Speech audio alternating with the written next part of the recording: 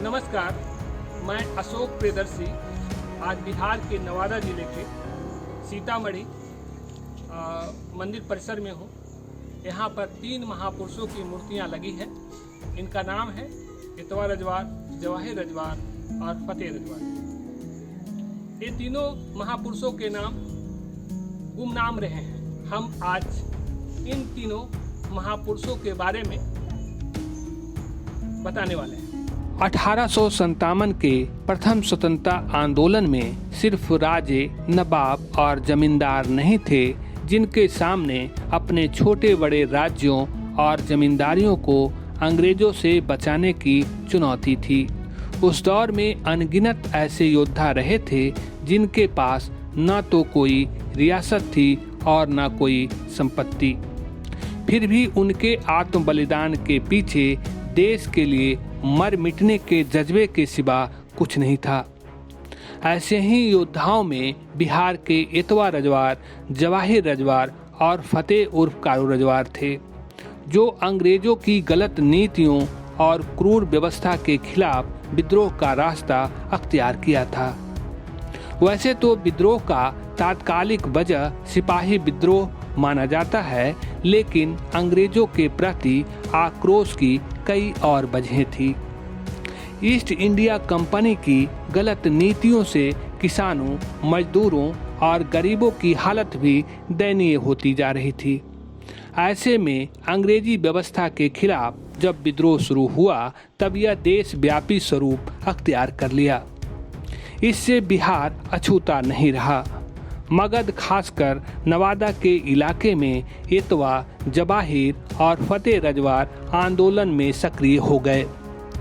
इतवा नवादा जिले के रोह प्रखंड के कर्णपुर गांव के रहने वाले थे। वहीं जवाहिर नारदीगंज प्रखंड के पसय गांव के थे, जबकि फतेह रजौली इलाका से थे।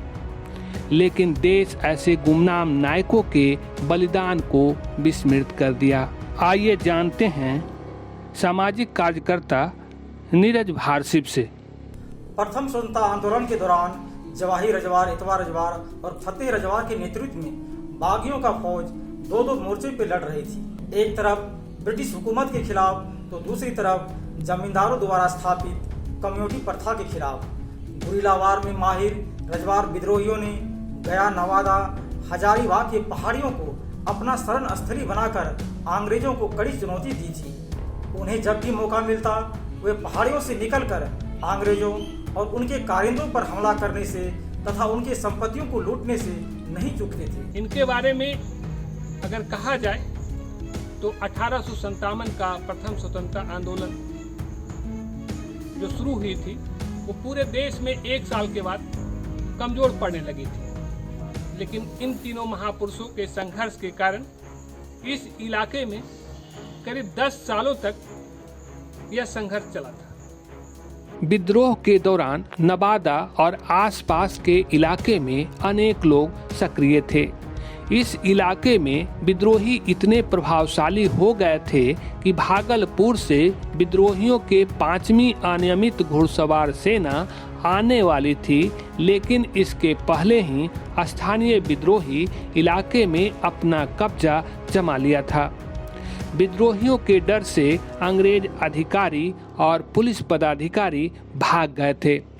दस्तावेज के मुताबिक नवादा के दरोगा इनामुद्दीन अपने परिजनों को बचाने के लिए हिसुआ भागकर करीम बख्श के घर शरण लिया था। लेकिन दरोगा को जब पता चला कि फिर भी विद्रोही उसे ढूंढ रहे हैं, तो फिर उसने अफजल दर्जी के यहाँ छिपकर जान बचाई थी।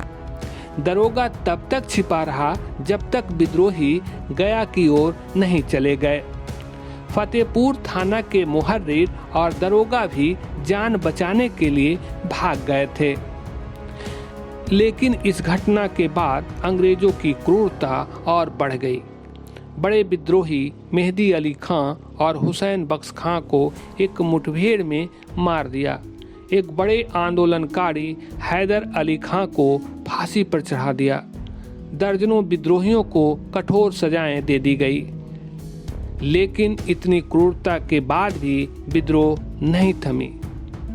जंगली और पहाड़ी इलाके से रजवार विद्रोहियों ने बगावत तेज कर दिया। हालांकि रजवार विद्रोहियों को कुचलने के लिए नवादा थाने में एक क्रूर फौजदार नजीर हुसैनी अली को पदस्थापित किया गया। उसने तत्काल 20 विद्रोहियों को गिरफ्तार कर जेल भेज दिया। विद्रोहियों को मदद करने वालों के खिलाफ झूठे मुकदमे दर्ज किए जाने लगे। जज भी ऑन स्पॉट सजाएं सुनाने लगे। फिर भी विद्रोह जारी रहा। कचहरी, थाने और महल विद्रोहियों के निशाने पर रहे। इस इलाके में करीब एक दशक बाद 1867 में विद्रोह की घटनाएं तब थमी जब अंग्रेज अधिकारी ने विद्रोहियों के जीवन यापन पर चर्चा की। इतवा रजवार के खिलाफ अंग्रेज सरकार ने 200 रुपये का इनाम भी रखा था। हालांकि जवाहिर रजवार एक विद्रोह के दौरान शहीद हो गए थे, लेकिन इतवा और फतेह रजवार की गिरफ्तारी आखिरी दम तक नहीं हो पाई थी। अंग्रेज जब रजवार विद्रोहियों पर दबिश बढ़ा दिया, तब इतवा, जवाहिर और फतेह अपने अपने इलाके में विद्रोह कर रहे थे। अंग्रेज अधिकारी विद्रोहियों की गिरफ्तारी के लिए लगातार छापेमारी कर रहा था। एक दफा सूचना मिली कि जवाहिर रजवार अपने गांव पसई में 300 आदमियों के साथ है। तब अंग्रेज सिपाही और अंग्रेजों के सहयोगी जमींदारों का एक बड़ा दल पसई गांव में हमला कर दिया। पुलिस और जवाहिर के बीच हिंसक झड़प हुई। इस घटना में जवाहिर के चाचा फागू रजवार की मौत हो गई, जबकि जवाहिर के 12 सहयोगी गिरफ्तार कर लिए गए। दोना के जमींदार ने गांव में आग लगा दिया।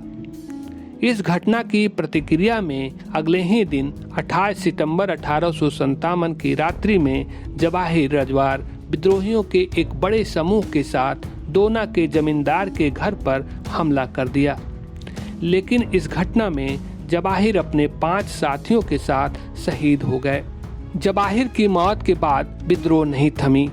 गोविंदपुर इलाके में इतवा और रजौली इलाके में फतेह चुनौती बने थे।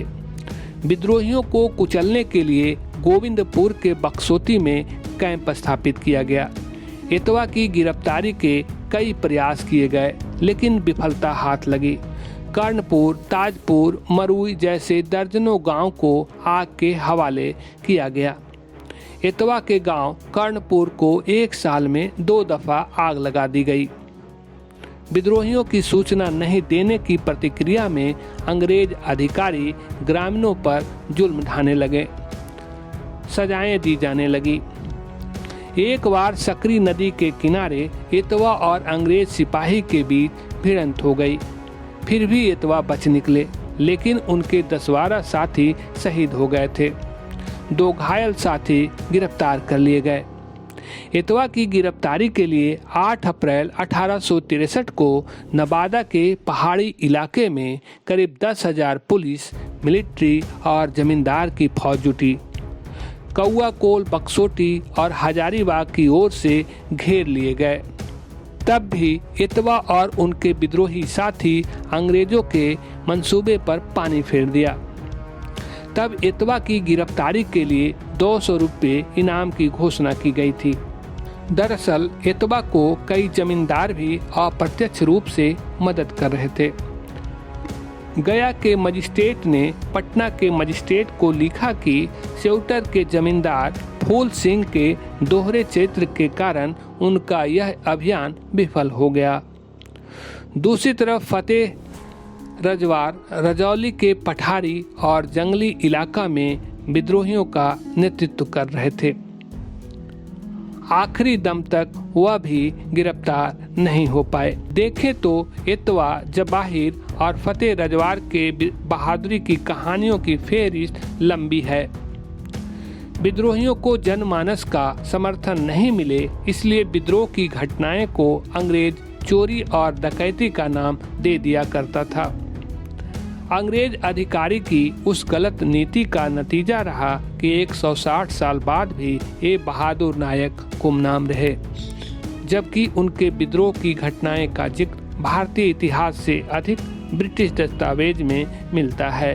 हालांकि अब लेकिन इनके समाज के लोगों ने आदमकद मूर्तियां बनाकर इन्हें स्थापित किया है। दरअसल गुमनाम नायकों के वीर गाथा के सिवा न ही कोई पीढ़ी बची है और न ही कोई स्मृति। ऐसे में इन्हें याद करने के लिए राजवंशी समाज ने पहल किया है। लिहाजा नवादा के सीतामढ़ी राजवंशी ठाकुरवाड़ी परिसर में 3 आदमकद मूर्तियां स्थापित की गई है ताकि नई पीढ़ी उन गुमनाम नायकों के बलिदानों को याद रख सकें। आइए सुनते हैं सामाजिक कार्यकर्ता उपेंद्र राजवंशी क्या कहते हैं। 3 महापुरुष एतवा रजवार, जवाहिर रजवार और फतेह रजवार भारत की आज़ादी में सहयोग किए हैं। तो पूरे समाज के द्वारा चिंतन किया गया कि हम लोग सभी मिलजुल कर अपने चंदा बिहरी इकट्ठा कर, जैसे में जिन्हें दाल देना हो, चावल देना हो या धान देना हो, एक मुट्ठी अन्न दे देकर लोग सब इस स्टैचू का, इस प्रतिमा का सीतामढ़ी मंदिर में बनाए। और इसे इसलिए बनाए कि हमारा आने वाला पीढ़ी जाने कि हम भी भारत की आज़ादी में, मेरा भी समाज राजवंशी समाज भी सहयोग